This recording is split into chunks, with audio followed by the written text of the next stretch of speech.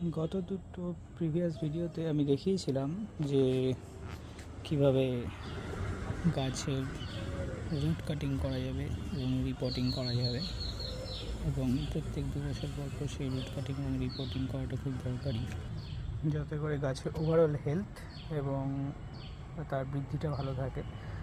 এর আগে আমাকে অনেক ইউটিউবারদের ভিডিও দেখে আমি ইন্সপায়ার্ড হয়েছি এবং তারপরে আমি নিজে থেকেই চেষ্টা করেছি, অ্যাপ্লাই করেছি রুট কাটিং এবং রিপোর্টিং। তার সমস্ত রকম ইনগ্রিডিয়েন্টস আমি কিনেছিলাম বাজার থেকে এবং সেটা আমি অ্যাপ্লাই করি।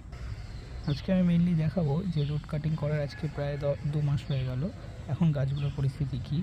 আমি প্রচণ্ড কনফিডেন্ট ছিলাম এবং এক্সপেক্টেড ছিল যে ভালো রেজাল্ট পাবো, কিন্তু আমার কনফিডেন্ট এবং ওভার কনফিডেন্ট হয়ে গেছিলো এবং সেটা সব কিছু ফুলফিল হবে এটা এমন ব্যাপারটা নয়।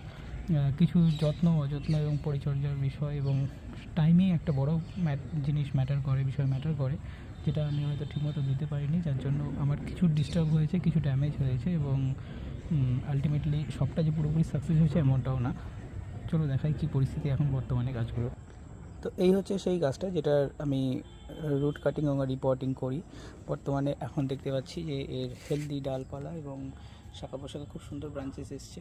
যেটা আমি সবথেকে বড় ভুল করেছিলাম, সেই ভুলটা হচ্ছে যে এইটা রুট কাটিং করার পরে আমি ফাঙ্গিসাইডের উপর কম করে হলেও 15 দিন আমি চুবিয়ে রেখে দিয়েছিলাম। আমার সময় ছিল না, আমার মাটি মিক্সচার সয়েল মিক্সচারগুলো ঠিকঠাক ছিল না বলে আমি ওটা ঠিকমতো করতে পারিনি এবং সময় ধরে করার জন্য আমি একে 15 দিন কুলিং অফে রেখে দিয়েছিলাম, যার কারণে কিন্তু এই গাছটা অনেকখানি ক্ষতি হয়। একদম শুকিয়ে গেছিলো, প্রায় মৃতপ্রায় অবস্থা হয়ে যাওয়ার পরে আমি এটাকে আবার রিপোর্টিং করতে পারি। এবং সয়েল মিক্সচার করাতেও একটু সময় লেগে যায়, কারণ সয়েল মিক্সচারের যে মেইন ইনগ্রিডিয়েন্টসগুলো চাই, ভার্মি কম্পোস্ট, গোবর সার, এপসম সল্ট, সিউইড, আরও অনেক কিছু আছে, কিছু ফাঙ্গাস রিলেটেড, ব্যাকটেরিয়া ইনফেকশন রিলেটেডও কিছু দিতে হয়। তো সেগুলো আমার কেনা ছিল না, তাই আমি এগুলো কিনে তারপরে আমি নতুন করে এই কাজে আবার হাত এগোই।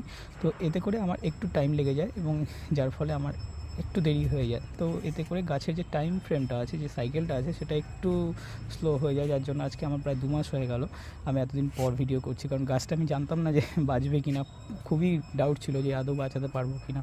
তো আজকে দেখছি যে এখন পরিস্থিতি খুবই ভালো আছে এবং গাছ একদম অ্যাক্টিভ, এবং একে সবথেকে বেশি আমাকে বাঁচাতে হয়েছে পোকার হাত থেকে। কারণ নতুন যখনই রিপোর্টিং করব তখন সবার আগে যে কচি ডালপালাগুলো যাওয়া হবে সেখানে সবার আগে পোকার আক্রমণ, আর যেটা এর ক্ষেত্রেও হয়েছে। আর বারবার করে আমাকে এর জন্য ইনসেকটিসাইড স্প্রে করতে হয়েছে। তো এবার ইনসেকটিসাইডেরও একটা বিষয় আছে, ওর সাইন্টিফিক মেজার হচ্ছে